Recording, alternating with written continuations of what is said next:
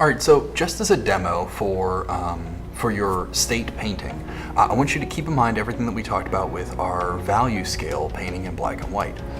Whenever it comes to painting digitally, you still want to retain that kind of sculpted, modeled form. Even though with this guy here, I can clearly tell, you know, there's highlights and shadows. So I'm pulling those aside and making a little palette for myself off on the side.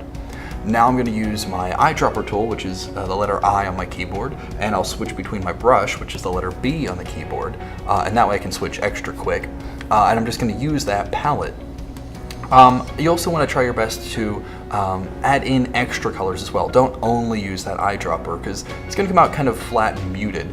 So I'm going through here and I'm just kind of putting on any of my highlights, my extreme highlights and my extreme shadows to give myself an idea of where this stuff is. You can tell I'm kind of tracing. I'm going to move off on the side, and now at this point, now I'm going to no longer trace, try to freehand it a little bit.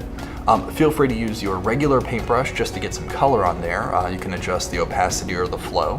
But you can also use that paintbrush, the mixer brush, right? And that allows you to go through and mix and match some of your colors together so they kind of blend more naturally. Switch out your paintbrush occasionally. Don't use the same paintbrush across the board. Alter your paintbrush. Go into those brush settings and make your own paintbrush or download some from the internet. It's all going to be useful for you.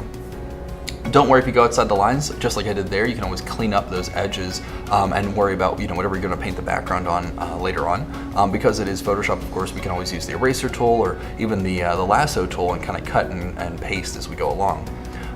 So I'm keeping this one pretty rough right here. I'm not going to overblend because I want to keep those values because it is a statue. I want to keep it kind of chunky looking. However, let's take a look over here. This one's a little quicker. So same kind of idea. I'm going to trace just to get my basic values. You can tell I've got my shadows and my highlights. I'm going to go through and just mix in some colors. I see some greens and some blues, and now I'm already using that color mixer tool or the mixer brush to really make something much more professional. Try it.